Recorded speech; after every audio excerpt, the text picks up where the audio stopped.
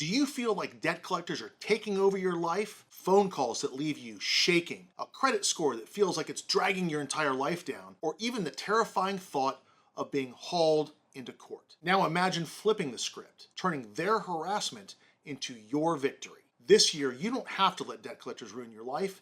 You can fight back, win, and maybe even walk away with a little bit of money in your pocket. My name is Mike Wasylik. I'm one of the lawyers, Ricardo and Wasylik, here in Florida. Together with my partner, Jason Ricardo, when debt collectors give you hell, we help you give it back. And today, I'm going to show you how to turn the tables on debt collectors and stop them from ruining your life. There are 3 different areas where debt collectors might be affecting your life. Communications like letters, phone calls, and text messages, putting negative information on your credit report, and maybe even taking you to court or garnishing your wages. But here's the truth, they don't always play by the rules, and when they don't, that's when you have the power. In this video, I'm going to show you how to fight back in each of these 3 areas of debt collection: communications, credit reporting, and court action, so that you can take back control of your own life. So let's focus on that first area, communications. It's one of the most profitable ways that debt collectors try to squeeze money out of you because it lets them use psychological tactics to scare you, intimidate you, and bully you into paying. It makes you feel surrounded, like you can't escape because you're getting letters, constant phone calls, you might even be getting text messages or being bombarded on social media. What debt collectors don't want you to know is there are strict requirements in federal law that govern those communications. They limit how often debt collectors can call you, what they can say to you, and even when they can say it to you. So while it may feel nerve-wracking to you to receive a phone call or open a letter from a debt collector, every time they communicate with you, they are risking that they might be breaking the law and accidentally give you the upper hand. So what are some of those violations? We have a list of 53 different ways that federal law limits debt collectors about how, when, and why they are communicating with you about a debt. It limits the way that they can send you letters. It limits the way that they call you on the phone. It limits how they send you text messages. And it limits the number of times they can reach out to you to try and collect that debt. If you want to learn more about all 53 ways that debt collectors might be breaking the law when they contact you, I'll put a link in the description below. We have a free email that describes all 53 ways and lists each violation out. But here are some of the more common ones that we see. The number 1 most common violation we see is where debt collectors lie about the amount of the debt or the status of the debt. In other words, they're lying about how much the debt is, they're lying about who you owe it to, or they're lying about whether you owe the debt at all. They might lie about what they can do to you if you don't pay the debt that they're demanding. For example, they might threaten to throw you in jail or garnish your wages or lien your house. And if they're threatening to do something that they're not allowed to do, that's a violation of the law. So when a debt collector is communicating with you, how do you fight back? There are a number of things that you can do to stop the calls, stop the letters, stop the harassment, and buy yourself some peace of mind. First of all, you can write to them and tell them to stop communicating with you by phone, by mail, by any other means. You can tell them when and where is convenient and inconvenient for you and when you don't want to hear from them. If you want to know exactly what to put in that letter, I'll put a link in the description below to another video that talks about exactly what to put in your letter to a debt collector. The second thing you should do is document everything. Save all the letters that you're getting from any debt collector. Save copies of text messages that you're getting. And if you're getting phone calls on your cell phone, make sure you save copies of your call log from every debt collector that is trying to reach you. And if you think a debt collector has broken the law because they're calling you too often, or you think they're lying to you about the amount of the debt or the nature of the debt or whether you even owe it, go ahead and make sure you've saved records of all those communications and see if you have a valid reason to sue your debt collector. When a debt collector breaks the law, you get to sue them. And in most cases, they're going to owe you more money than you owe them. You're going to walk away debt-free and with money in your pocket. Now, if you're nervous about trying to sue a debt collector on your own, I've got good news for you because your lawyer is free when your debt collector breaks the law. That means you pay no money up front, you pay nothing out of pocket. All you have to do is turn over your information to a lawyer who handles cases under the Fair Debt Collection Practices Act, the FDCPA, and you sit back and wait for your lawyer to handle the lawsuit, and then at the end of the case, they write you a check, not the other way around. Now, the second way a debt collector might be wrecking your life is if they are reporting negative information on your credit report. Each negative mark on your credit report can bring your credit score down, and that can stop you from getting the loans you need. It can stop you from getting apartments, houses, cars. It can even stop you from getting a job. But like debt collection communications, Debt collector reports on credit reports are also very closely regulated by federal law. Debt collectors have to follow federal law when they're reporting on your credit reports, and if they break the law, once again, you can take them to court, get them to write you a check, and walk away from the debt forever. Every debt collector has a legal duty to report correctly, completely, and accurately on your credit report. If they provide any false information on your credit report, they are breaking the law. Some of the most common violations we see include reporting more than you actually owe, falsifying dates or times related to the account, misreporting who the debt is owed to, using false dates to re-age debts, and failing to mark disputed accounts as disputed if you have sent them a dispute letter that we talked about in part 1. So what happens when a debt collector breaks the law while reporting false information in your credit report? First, you do have a right to dispute that information directly to the credit bureau, and they have a duty to make a reasonable investigation and fix the problem.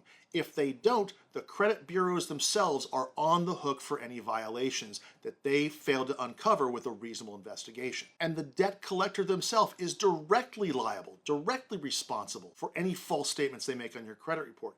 And again, you can sue them under the FDCPA if they are making misleading statements about your credit on your credit report. So how do you enforce that? Well, again, you want to find a lawyer that helps out with FDCPA cases under the Fair Debt Collection Practices Act or cases under the FCRA, which is the Fair Credit Reporting Act. That's the federal law that governs credit reporting. Just like we talked about in part 1, if you have a valid case, your lawyer is free. You pay nothing up front. You give your lawyer the information, they work the case, and at the end of the case, you sit back and receive a check. Here's a pro tip. The best way for you to find out if a debt collector has committed some kind of violation on your credit report is to make sure you monitor your credit reports on a regular basis. And no, I am not talking about paying for some credit monitoring service. I'm talking about getting your credit reports for free from annualcreditreport.com. Now, I've got another video, I'll put a link in the description below, where we talk about how to pull all 3 of your credit reports for free. Now, even though the website is named annualcreditreport.com, it used to be that you only got 1 free report a year per credit bureau, but now the credit bureaus are providing those credit reports once a week for free. So if you go to annualcreditreport.com, you can get your free weekly credit report from each of the 3 big bureaus. Review those carefully, and if you see a debt collector falsifying information in your credit report, that's a violation, and that is your chance to turn the tables on the debt collector, make them afraid of you. Now let's talk about the third way debt collectors try to squeeze money out of you by wrecking your life. That's by taking you to court, either by filing a lawsuit against you, or if they've already done that, trying to garnish your wages or seize your bank accounts or other property. There are many debt collectors that make a regular practice out of suing people in order to extract money out of them. These debt collectors file thousands of cases every year across the state of Florida and even more across the country. The vast majority of these claims are just a few $1,000s or maybe even less. Sometimes as low as $500 is enough to take you to court if a debt collector thinks you're a likely target for them to be able to squeeze money out of. These cases are filed in small claims court, which have a different procedure in Florida than other types of court. So if you don't know how those rules work, you're likely to make some mistake that's going to expose you to losing by default, having a judgment entered against you and exposing yourself to wage garnishment. So it's very important, if you get sued, you need to know exactly how to respond.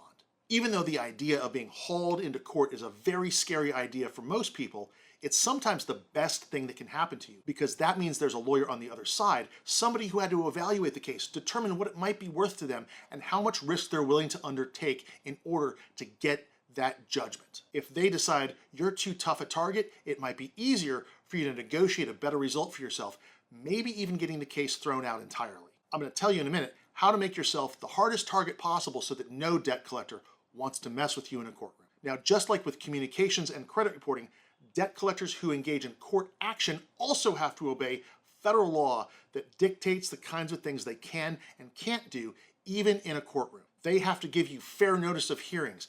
They have to sue you in the place where you live or where you sign the contract, and they are not allowed to lie to the court. They must always be telling the truth, and every statement they make to the court must be true. And if they violate any of those requirements, they've broken federal law, and that violation, again, gives you grounds to sue them back, put money in your pocket, and walk away from the debt forever. There are 2 different ways we generally recommend when a debt collector engages in court action to try and squeeze money out of you.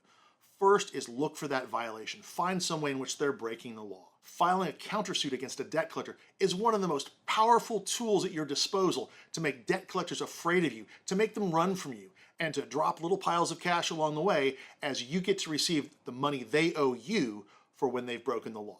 And as we've already talked about, if they've broken the law, your lawyer is free. You just get to sit back and collect a check. We find that the debt collectors who are most likely to sue you for a debt collection are also the ones that are most likely to make some kind of false statement in the papers they file with the court. And that's the violation that we always look for whenever somebody comes to us and complains about having been sued by a debt collector. But what happens if you can't find a violation?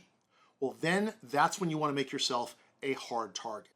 The business model of debt collectors requires them to do lawsuits on the cheap. They don't want to spend a lot of money and they don't want to spend a lot of lawyer time in any individual lawsuit. If you know how to properly defend a lawsuit, you can be more expensive and more inconvenient than they want to spend time on, and they're more likely to just go away. But the hardest target of all is when you hire a lawyer to defend that lawsuit for you. When a lawyer shows up to fight a debt collector in court, they know they're in for a long, unpleasant, and expensive time. And more likely than not, they're just going to walk away. So spending a little bit of money to have a lawyer appear for you in that court proceeding can save you hundreds, if not thousands of dollars and tons of stress and agony along the way.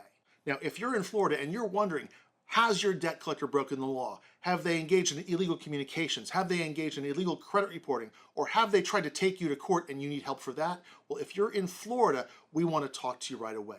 We offer a free 30-minute consultation to anyone in Florida who's concerned that a debt collector might be violating their rights or is experiencing some form of debt collection court action. So call us at the number in the description below. So here's a pro tip for court action. There's two ways you generally know you've been sued. Number one is you get a process server who knocks on your door and hands you what's called a summons, which is the order that requires you to respond in some way to the court action that's been filed against you. The second way you might find out is if you suddenly start getting a ton of letters from lawyers saying, hey, you've been sued, we'd like to represent you. If you're afraid you might be sued in the future, make sure to save all of your records for each specific account. Make sure you save any communications you've gotten and make sure you save any papers you ever get from the court. And then the second thing is, do not ignore the lawsuit. Make sure you talk to a lawyer right away unless you are completely prepared to defend that lawsuit on your own. What happens if your debt collector isn't just in one area of your life, but is in 2 or even 3 of those types of debt collection we've talked about? Communications, credit reporting, and court action. Well, if you're dealing with more than one area, that actually is going to give you more information and possibly even more ammunition to find one of those violations that I've been talking about. Because the more information they put out into the world, the more likely they are to expose some inconsistency, some kind of mistake, some kind of false statement that you can use to find a violation and then get leverage over them for a total victory over a debt collector. And total victory is more than just getting a lawsuit dismissed. It's more than just dropping something from your credit report. It's more than just stopping all the communications. It's doing all of that and walking away with money in your pocket. Now, if you want to learn more about how to get total victory over a debt collector, I want you to watch the video I'm going to put on the screen now, because it's going to talk to you about how you can find those violations, how you can find ways in which the debt collector has broken the law, put money in your pocket, and get rid of that debt forever. So thanks for watching. I'll see you on the next one.